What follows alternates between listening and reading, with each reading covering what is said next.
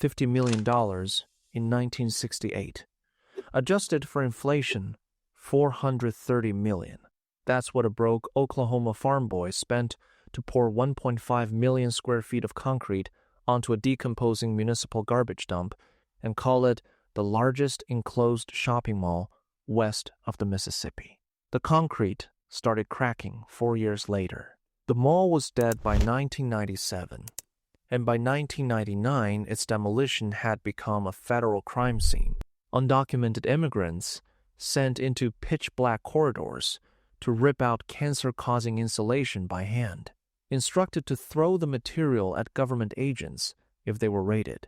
The land at the corner of Hamden and Santa Fe Drive in Englewood, Colorado, has now consumed 3 consecutive developments, swallowing each one into the same unstable ground. The soil underneath hasn't changed. It's still garbage. Jerry Von Frelick arrived in Denver in 1952 carrying $2 and over $600,000 in debt from a collapsed Texas construction venture. He refused to declare bankruptcy. Instead, he talked his way into a contract remodeling a Walgreens and spent the next decade building his way upward, constructing close shopping centers across the Colorado Front Range, Lakeside Center in 1956, Villa Italia in Lakewood in 1962. Each one was bigger than the last, and none of them were big enough. What Von Frelick wanted was a retail monument that would pull consumer spending from every direction across the Rocky Mountain region into a single building he owned. Not a mall, a city under a roof. The pitch to investors was specific, a structure of such overwhelming scale that it would function as the only retail destination the region needed, a gravitational field for dollars that no competitor could escape. The architecture would be the marketing, something so unprecedented that the press coverage alone would draw shoppers from 5 states. His first target was a 55-acre parcel in Denver, previously home to KLZ radio towers. The renderings were spectacular. The affluent residents of Cherry Hills Village wanted none of it, and Denver's zoning board killed the proposal. Von Frelick pivoted south to Englewood and found something better. 70 acres of public parkland sitting in a prime suburban corridor. Englewood City Park was the community's central green space. Families gathered there. The town's identity was tied to it. Before any of that, it was the Englewood municipal landfill, situated on the flood-prone bed of Little Dry Creek. The city council rejected Von Frelick's proposal in November 1962, 5 votes to 2. He responded with 5 years of litigation that reached the Colorado Supreme Court in Roosevelt versus Beaumont Company, fighting over the boundaries of the city's zoning authority. He won. Englewood surrendered its park for the promise of tax revenue and a scattering of pocket parks nobody had asked for. Von Frelick purchased the property in May 1964, and the community's central gathering space became a construction site. The project's internal codename was Cinderella City, a tribute to Von Frelick's young daughter, Gary Lou. City officials repeatedly offered him regulatory and financial concessions to change it to something more dignified. He kept the fairy tale name. The soil records told a story the brochures would never mention. Landfills are not inert. They metabolize. Organic matter decomposes across decades, producing methane, retaining groundwater unpredictably, and subsiding as the waste beneath the surface rots away. This is manageable under a parking lot or a single-story warehouse. It is a fundamentally different proposition beneath 1.5 million square feet of multi-level reinforced concrete and a 2-story parking garage. Von Frelick knew the site history. The city's records were clear, and every engineer working the project understood they were building on fill material. Decades of compressed residential and municipal waste layered over the silty, waterlogged soil along Little Dry Creek. The question was not whether the ground was settled. The question was how much, how fast, and whether the structural design could absorb the movement without failing.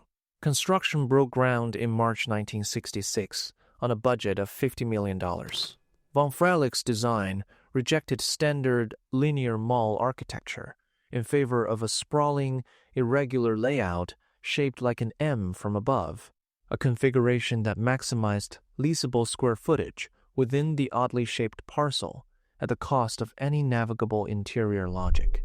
The finished complex would contain over 2 miles of corridors, 5 separate color-coded concourses, and enough parking for 7,000 vehicles stacked on concrete decks above the retail floors. Massive load-bearing pillars were driven through the decomposing landfill layer to anchor the parking structures and the superstructure above them. Where the columns found stable earth beneath the garbage, they held. Where they didn't, millions of pounds of concrete sat on rotting municipal waste, separated from catastrophe by the tolerance of the engineering and the patience of gravity. The brochures, already in circulation before the last pillar was set, described a climate-controlled urban metropolis of department stores, restaurants, specialty shops, and civic attractions, all enclosed within a single structure that would make suburban life feel permanent, exciting, and cosmopolitan. The press coverage was rapturous. The projections were enormous. None of it mentioned what the concrete was sitting on. On March 7th, 1968, Cinderella City opened its doors, and the crowds overwhelmed every preparation the suburb had made. 30 off-duty Denver police officers were deployed to manage traffic in what the Englewood police chief called the largest law enforcement commitment in the city's history. Over 20,000 visitors flooded the complex on opening day, and Mayor Elmer Schwab, swept up in the civic euphoria, declared it the greatest moment ever in Englewood's history, in Alice in Wonderland, come true. The mall was not yet finished. Only 100 of the planned 250 stores were operational, but Von Frelick had insisted on a March launch rather than lose an estimated $400,000 per month in deferred rent from tenants waiting on construction. A second grand opening followed in July once the eastern wing was complete. By then, the crowds had already rendered the delay irrelevant. The sensory experience of the place was unlike anything else in the American West. 5 color-coded concourses, Rose Mall, Gold Mall, Shamrock Mall, and the lower-level Sunflower Mall, converged on the Blue Mall, a towering 2-level central atrium dominated by a 35-foot water fountain that launched chlorinated spray high into the recycled air with enough force to drown out the footsteps of thousands. The humid mist carried the smell of orange Julius and sunscreen on burned Colorado shoulders, and warmth radiated off brand-new parquetry underfoot. A 28-foot handcrafted Italian double-decker carousel spun near the center court, lit by 2,000 bulbs, offering rides for $1. In 1971, the Sunflower Mall was transformed into Cinder Alley, a subterranean corridor designed to simulate a New York City street at midnight. Acoustic ceiling tiles were painted matte black, pressing down overhead, while wrought iron street lamps cast pools of yellow light across faux brick facades. Head shops, record stores, and counterculture boutiques drew teenagers into a permanent artificial nightscape buried beneath the Colorado sun. Stepping off the escalator into Cinder Alley meant leaving a suburban afternoon and entering a manufactured darkness that felt genuinely transgressive, a place you shouldn't be, inside a building your parents drove you to. The financial impact was staggering. By 1974, Cinderella City housed 250 retailers, anchored by heavyweight department stores, Denver Dry Goods, Joslin's, J.C. Penney, Newsteaders, F.W. Woolworth. The mall was generating 52% of Englewood's total municipal sales tax revenue, $2.2 million per year, roughly $13.5 million in today's dollars. That torrent of capital allowed the city to increase public school spending from $670 to $824 per pupil, fundamentally reshaping the civic wealth of a working-class suburb. Beneath the foundation, the garbage was still decomposing. In December 1972, 4 years after opening day, a routine structural inspection discovered severe cracking in a massive concrete pillar inside the J.C. Penney anchor store.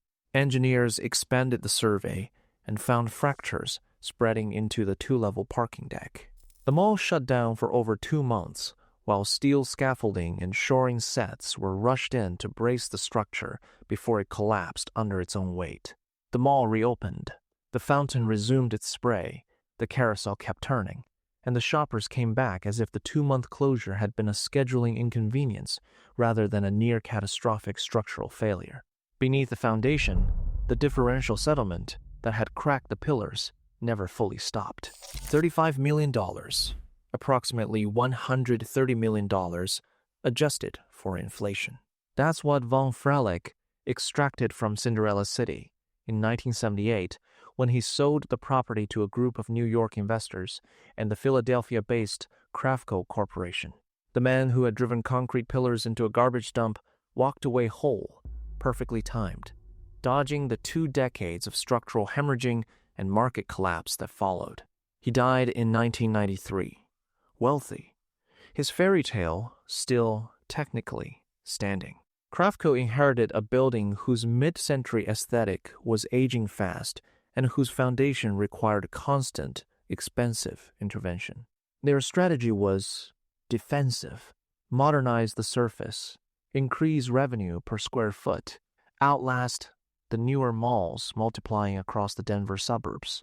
Between 1981 and 1986, they invested between $15 million and $23 million in a renovation designed to drag Cinderella City into the contemporary retail era. The renovation killed it instead. The 35-foot central fountain, the architectural centerpiece that had defined the Blue Mall since 1968, the source of the chlorinated mist and the thunderous roar that visitors remembered decades later, was ripped out and replaced with a 15-bay food court. Original finishes were buried under generic parquetry. Skylights were punched through the roof. Craftco traded everything that made Cinderella City a destination for everything that made it indistinguishable from the competition it was trying to fight. The competition wasn't waiting. By the late 1980s, newer, brighter, structurally sound shopping centers had spread across the Denver suburbs. Westminster Mall, Southwest Plaza, Cherry Creek Shopping Center. Each was closer to the expanding suburban frontier, built on stable ground and designed with natural light and manageable sightlines. Cinderella City, with its 2 miles of dim corridors and its M-shaped labyrinth, could no longer claim novelty, proximity, or even basic comfort. The mall had generated $3 million in annual tax revenue for Englewood in 1981. By 1992, the number had dropped to $1.85 million. By 1994, Cinderella City's share of the city's total sales tax had fallen from 52% to 2.6%, just $342,000 from a complex that had once funded the entire school system. The anchors left in sequence. Foley's closed in January 1994. J.C. Penney, operating out of the same northern wing where the pillar had cracked 22 years earlier, shut down in May. Jocelyn's relocated to the more affluent South Glen Mall. Each departure cratered foot traffic to the inline stores that depended on anchor draw, and the smaller tenants bled out within months. Management responded by sealing off the dead zones. The Gold Mall was barricaded. Cinder Alley, the subterranean streetscape where teenagers had once descended into artificial midnight, was deemed structurally unsafe and locked behind chain-link fencing, its wrought iron street lamps going dark for good. Entire wings sat vacant, climate control still humming, burning money to cool corridors no one walked. By the mid-1990s, the sensory experience of the surviving corridors had completely inverted. Water stains bloomed across ceiling tiles from the shifting roof above. The bright orange tiles and geometric walnut inlays that had defined the 1968 aesthetic were stripped or buried beneath finishes that were themselves aging.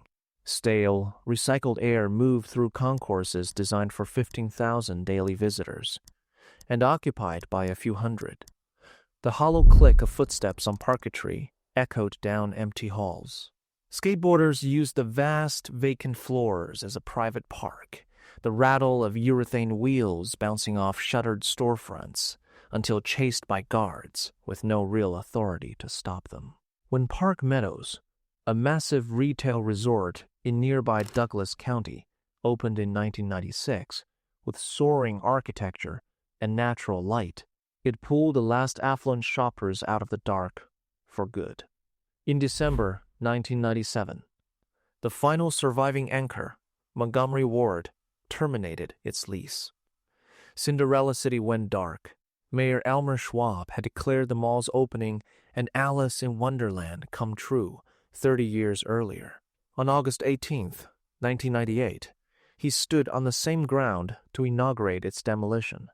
The press releases framed the wrecking ball as progress, the first step toward city center Englewood, an ambitious transit-oriented redevelopment anchored by a new light rail station. The renderings showed a walkable, modern commercial district rising from the rubble. The building they needed to tear down first was toxic, a 1.5 million square foot structure built in the mid-1960s meant friable asbestos insulation, the kind that crumbles at a touch and puts fibers in the air. Threaded through every wall and ceiling, lead-based paint on every surface, and industrial fluids soaked into the concrete from decades of auto service operations. Federal environmental law required meticulous abatement before a single wall could come down, trained workers in full protective gear, sealed containment zones, continuous air quality monitoring. Proper remediation is slow, technically demanding, and extremely expensive. Construction Personnel Incorporated, a contract labor firm based in Chattanooga, Tennessee, had a cheaper approach. CPI's Denver office was run by Horacio Cuevas, a 31-year-old who taught asbestos certification classes and maintained deep connections to the local immigrant community. Between 1997 and 2000, Cuevas and CPI's corporate leadership, President Roy Weaver and Vice President Ron Goodwin, operated a criminal enterprise that recruited undocumented immigrants from Mexico and Central America to perform the hazardous abatement work at Cinderella City and other contaminated sites. The workers received falsified health and safety certifications. They were given no hazardous materials training. They were sent into the pitch-black subterranean corridors of the dead mall, the same corridors where teenagers had once browsed head shops in Cinder Alley to rip out asbestos-laden materials by hand without respirators, without protective suits, without any comprehension of what the fibers entering their lungs would do to them over the next several decades. CPI instructors directed the workers to tamper with air quality monitors to conceal actual levels of airborne carcinogens from state regulators. Workers were told that if immigration agents raided the site, they should throw raw asbestos at the federal officers to create a toxic cloud and escape in the confusion. The scheme operated nationally. CPI employed over 2,900 undocumented workers across multiple sites and generated $4 million in illegal labor revenue. An undercover operation by the Immigration and Naturalization Service infiltrated the workforce at Cinderella City, and the investigation led to federal indictments. Demolition halted while EPA teams moved in. Cuevas pled guilty to conspiracy and fraud. Weaver received 3 years probation. Goodwin served 1 year in federal custody. CPI paid $328,000 in restitution. Cuevas, whose guilty plea destroyed his application for United States citizenship, told reporters, "I want to stand up for all these supposed crimes I committed, but I don't feel like I did anything wrong." The workers he sent into the dark without masks were never systematically tracked. Mesothelioma takes 20 to 50 years to develop. The true human cost of Cinderella City's demolition is a number that may never be calculated, carried in the lungs of men whose names appear in no court records, whose health no agency monitored, who were never told what they were breathing. The demolition eventually finished. By 2000, every structure on the 55-acre site had been leveled except one. The Broadway Southwest department store on the southwest corner, a 1985 addition that the city converted into the Englewood Civic Center, City Hall, municipal courts, public library, all housed inside the last physical remnant of Von Frelick's fairy tale.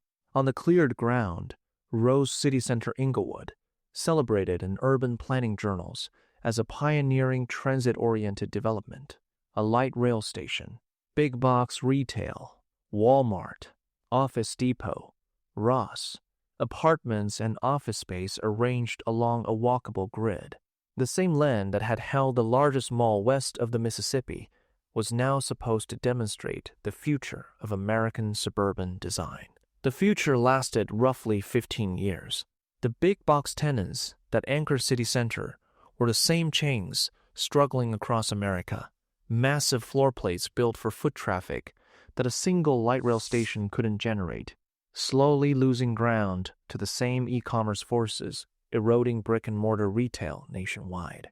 In 2018, the property's owner, Houston-based Weingarten Realty, walked away from a $33 million debt obligation and let the development fall into foreclosure. The replacement for the failed mall had itself failed. As of 2026, a new entity called New Englewood LLC is acquiring ground leases, demolishing portions of City Center, and planning high-density housing on the same 70 acres. A third wave of construction on the same patch of earth. The garbage underneath is patient. The mall exists now only in digital form. Josh Goldstein, a Colorado architect who watched the demolition as an 8-year-old in 1998, spent years building a meticulous 1-to-1 scale virtual reality reconstruction from original blueprints and photographs. Users can walk the Blue Mall, hear the fountain, descend into the painted darkness of Cinder Alley, all of it resurrected inside a game engine. In 2024, the historic Englewood Museum displayed the simulation on a 175-inch projection screen, alongside salvaged Cinder Alley signage, giving residents a chance to walk through a building that has been rubble for a quarter-century. Goldstein described watching the reconstruction take shape. Seeing the model get more developed and the mall feel more alive feels like you're watching the mall's life play out in reverse. The carousel is gone. The fountain is gone. The wrought iron street lamps of Cinder Alley went dark decades ago. The workers who breathed the asbestos are scattered and uncounted. The land at Hamden and Santa Fe consumes whatever is placed on it, indifferent to the renderings, unmoved by the projections, unimpressed by the fairy tales. Underneath everything, it's still a garbage dump. The fairy tale name outlasted the building by decades. If you grew up anywhere near Denver in the 70s or 80s, did you ever walk through Cinderella City? Did you ride the carousel or make it down to Cinder Alley? Drop the memory in the comments. And if this is the kind of history you want told right, subscribe.